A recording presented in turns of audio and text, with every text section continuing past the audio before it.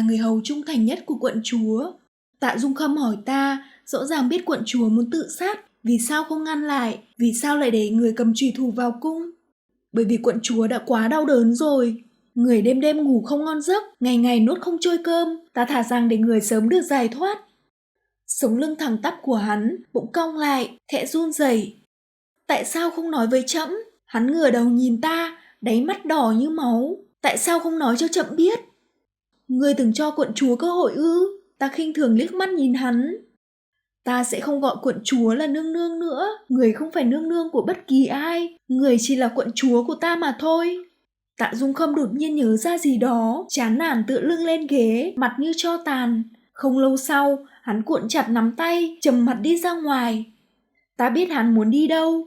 Sau khi quận chúa chết, Tạ Dung Khâm triệt để điều tra Thái hậu, phe cánh Thái hậu trong triều đều bị diệt trừ. Ngày đó hắn đến cung Thái hậu, ta nghe giọng khàn khàn của Thái hậu tố giác. Lẽ nào ai ra không phải vì muốn tốt cho con sao? Vệ gia của nàng ta một tay che trời, Vệ Lam Phong công cao lấn chủ. Nếu như lại để Vệ Ương Ương sinh ra hoàng trưởng tử, con muốn thiên hạ này đổi thành họ Vệ hay sao? Người không xứng nhắc tên của nàng ấy. Ta chỉ nghe thấy câu nói u ám này của hắn. Lúc hắn ra ngoài, y bào dính máu. Ta đi theo phía sau châm chọc, cuối cùng cũng biết lời quận chúa nói đều là thật rồi à. Quận chúa từng nói với hắn, trước khi hắn đi đón Tần Nhược Thủy, quận chúa cãi nhau với hắn một trận, nói cho hắn Tần Nhược Thủy là người của Thái hậu. 3 lần trước xả thân tương cứu, chẳng qua chỉ là một vở kịch mà thôi, nhưng hắn không tin. Gương mặt Tạ Dung Khâm trở nên trắng bệch, hai mắt ửng hồng. Ngày quận chúa chết, hắn ôm thi thể của quận chúa không ngừng gọi người, không ngừng gào khóc. Sau hôm đó, hắn giống như biến thành một người khác, nhưng cho dù hắn không khóc, thì ta cũng biết trong lòng hắn có một nhát dao, thời thời khắc khắc đều đang lăng trì hắn. Cũng chính vì vậy, ta bỏ thanh kiếm trong tay xuống, ta không muốn giết hắn nữa, một kiếm giết chết hắn thì quá hời cho hắn rồi. Ta muốn ở lại trong cung này, từng giờ từng khắc tăng thêm chút lực cho thanh đao trong lòng hắn. Ta muốn giữ lại mạng của hắn, nhìn hắn chịu đủ dày vò, sống không bằng chết. Mấy đao đó của quận chúa ở An Hỷ Cung đã đâm xuyên vai Tần Nhược Thủy, cứa rách mặt nàng ta. Đáng đời. Nàng ta thấy Tạ Dung Khâm trở về, liền giở lại trò cũ, nói năng khiêu khích quận chúa. Nàng ta cho rằng quận chúa sẽ giống như trước đây, cùng lắm đẩy nàng ta một cái, đánh nàng ta một bạt tai. Nàng ta đã quá xem thường những đau khổ mà quận chúa phải chịu đựng. Ngự y nói, vết thương trên vai nàng ta quá nặng, nhưng nếu như dùng thuốc, thì có thể đứa con sẽ không giữ được. Nhưng nếu không dùng thuốc, vết thương của Tần Nhược Thủy cũng không cầm cự được đến lúc nàng ta sinh ra đứa trẻ. Lúc ngự y quỳ ngoài tiêu phòng điện, đợi ý chỉ của Tạ Dung Khâm, hắn đang ôm chặt thi thể quận chúa.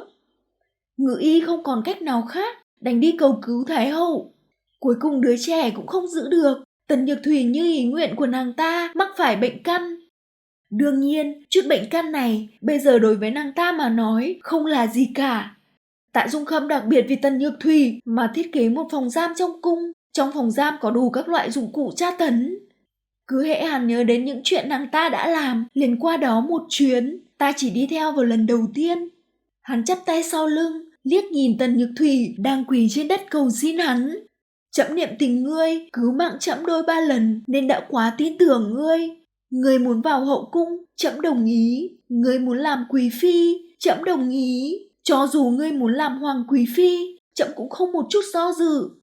Trẫm cũng từng là một người biết báo ân đáp nghĩa, là quân tử phúc hậu hiền lành. Chỉ đáng tiếc, hắn để Tần Nhược Thủy nhìn rõ một dãy hình cụ. Ngươi chọn đi, hôm nay muốn cái nào hầu hạ ngươi. Sau đó chính là tiếng gào khóc của Tần Nhược Thủy. 1 tháng sau khi quận chúa rời đi, Tạ Dung Khâm đột nhiên lệnh cho tất cả cung nhân tìm một cái túi thơm. Cả hậu cung đều người chết ngựa đổ, cuối cùng cũng tìm được cho hắn. Túi thơm ở trong tay của một cung nữ. Bệ hạ, túi thơm này là nô tỳ dạy hoàng hậu nương nương theo.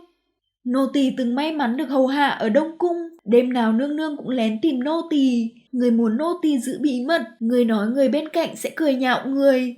Nương nương mất nửa năm mới theo được một cái vừa ý như vậy. Hôm đó nô tỳ nhặt được nó trong ngự hoa viên, thật sự cảm thấy đáng tiếc.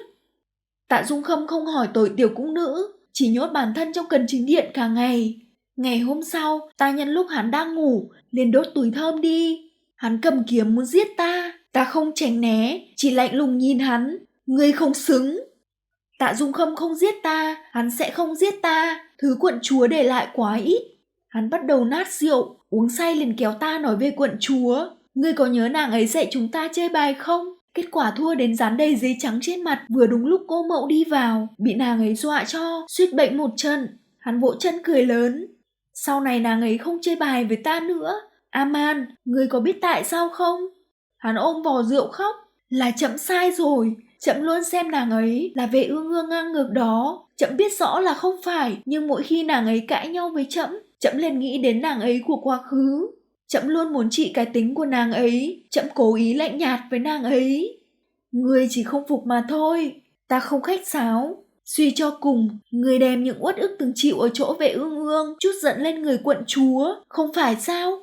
Ta không biết vệ ương ương có dáng vẻ gì, ta chỉ biết tiểu quận chúa của ta trước giờ luôn mỉm cười, vừa hoạt bát vừa thân thiện, nhưng bọn họ lại luôn nói người ngang ngược hống hách. Bây giờ người đã chết rồi, không còn ai có thể trõ mõm vào cuộc sống của người nữa.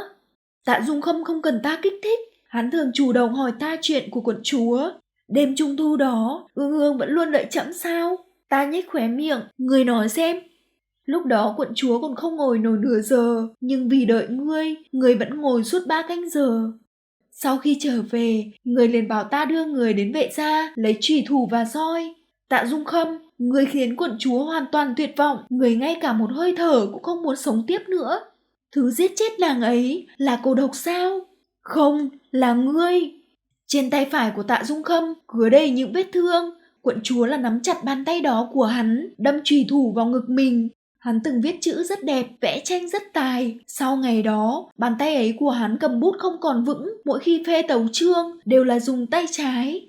Tròn 1 năm quận chúa rời đi, ta tặng cho Tạ Dung Khâm một phần đại lễ, một xấp chữ quận chúa viết lúc ở Quảng Nguyệt Cung. Tạ Dung Khâm lật từng trang, ta vô cảm đứng xem bên cạnh. Tiểu bảo bối, chào con, ta là nương thân. Hôm nay ta cảm giác được con đạp vào bụng ta rồi. Nương thân sẽ ăn thêm thật nhiều đồ ngon, ngủ thêm nhiều giấc, giữ cho tâm trạng vui vẻ để con bình an trưởng thành. Tiểu bảo bối, hôm nay con rất ít đạp ta. Nương thật sự lo lắng, con kiên nhẫn đợi một chút được không? Đợi dì Aman của con quay lại, nàng ấy nhất định sẽ có cách cứu con. Tiểu bảo bối, hôm nay nương hát cho con nghe, con có nghe thấy không? Nương hát không hay, con đừng chê nhé. Tiểu bảo bối, con có muốn xem cha con trông như thế nào không? Cha con là một kẻ lừa đảo, hắn luôn nói sẽ đến thăm ta, nhưng một lần cũng không đến. Có điều sau này con đừng trách cha nhé. Thật ra hắn cũng chẳng làm gì sai, hắn chỉ là không thích ta mà thôi, là ta si tâm vọng tưởng. Tiểu bảo bối, không biết con là con trai hay con gái? Sau này con sẽ không gọi Tần Nhược Thủy là mẫu hậu chứ, nghĩ đến đó ta thật bực mình. Tiểu bảo bối, ta nghĩ xong rồi, nếu như là con trai thì để dì Aman đưa con đi. Nếu như là con gái, con vẫn là đi theo cha, làm công chúa sẽ không có ai dám bắt nạt con. Tiểu bảo bối, dì Aman về rồi, xin lỗi con, nương thân không bảo vệ tốt cho con chỉ có thể đi cùng ta mà thôi.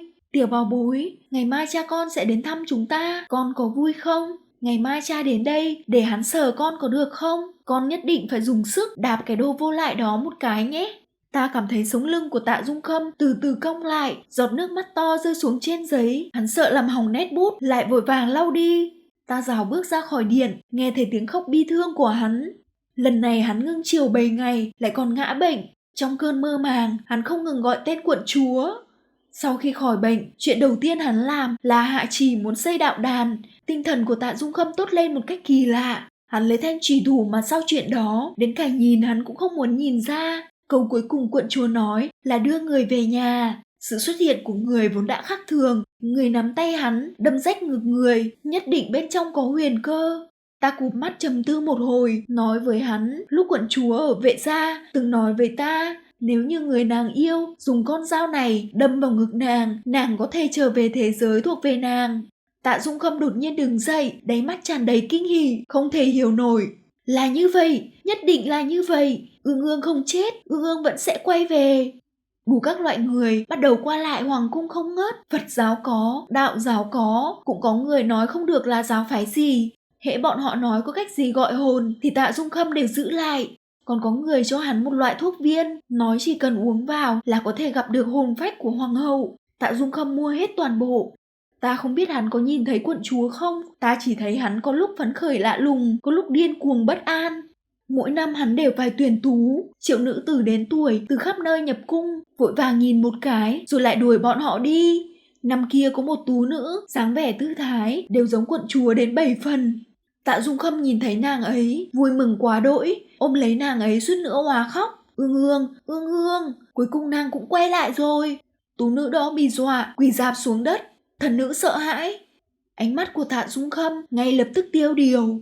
Không phải ương ương sẽ không nhát gan như vậy. Biết đâu uống những viên thuốc đó, hắn thật sự có thể nhìn thấy quận chúa. Hắn bắt đầu mang thuốc theo bên mình, vẻ mặt cũng thường hay ngơ ngẩn. Năm thứ 10 sau khi quận chúa mất, hoàng cung tối tăm rối loạn, biên cương phân tranh từ phía. Ta nhớ lúc quận chúa còn tại thế, có nhắc đến vệ tiểu tướng quân. Triều đại này cái gì cũng tốt, chỉ là chiến loạn quá nhiều, chiến tranh, người chịu khổ đều là bách tính. Có lẽ đã đến lúc dừng lại rồi. Vừa hay hôm đó, truyền đến tin tức Tần Nhược Thùy tắt thở. Ta đã đi xem nàng ta một chút. Không biết từ lúc nào nàng ta đã biến thành nhân chư, sớm đã không còn dáng vẻ ban đầu nữa. Ta đi ra ngoài với vẻ mặt vô cảm. Tạ Dung Khâm vẫn đang nghe đạo sĩ giảng làm sao để lập đàn làm phép. Tạ Dung Khâm, ngươi thật sự quên rằng thanh trùy thủ đó từ đâu mà có hay sao? Không có lão hòa thượng gì cả, cũng chẳng có phòng thiên nào cả. Năm đó ở Hoàng Giác Tử, quận chúa gặp phải người xấu. Tạ Dung Khâm đã chính tay tặng thanh trùy thủ đó cho quận chúa. Hắn nói với quận chúa rằng sau này gặp phải nguy hiểm thì dùng thanh trùy thủ này bảo vệ bản thân. Quận chúa vẫn luôn rất trân trọng nó. Lúc gả vào Đông Cung, bởi vì trùy thủ quá hung, hàm ý không tốt, nên để lại khuê phòng. Ngày cuối cùng của quận chúa, thần trí người đã có chút không tỉnh táo, tuyệt vọng đến tận cùng. Nhưng người vẫn nhớ lời dặn của Tạ Dung Khâm, nhớ thanh trùy thủ này có thể bảo vệ người. Đều là quận chúa tự nghĩ ra, người đã chết từ lâu rồi, bị ngươi chính tay giết chết. Nói xong những lời này, ta liền rời khỏi hoàng cung. Rất lâu sau đó, ta nghe nói đế vương trẻ, 28 tuổi một đêm bạc trắng đầu. Hắn viết chiếu thư, nhường ngôi lại cho đệ đệ. Hắn ra lệnh mời quan tài đã an táng nhiều năm của hoàng hậu, ôm hài cốt đã đen sẫm của hoàng hậu, rồi uống một ly rượu độc.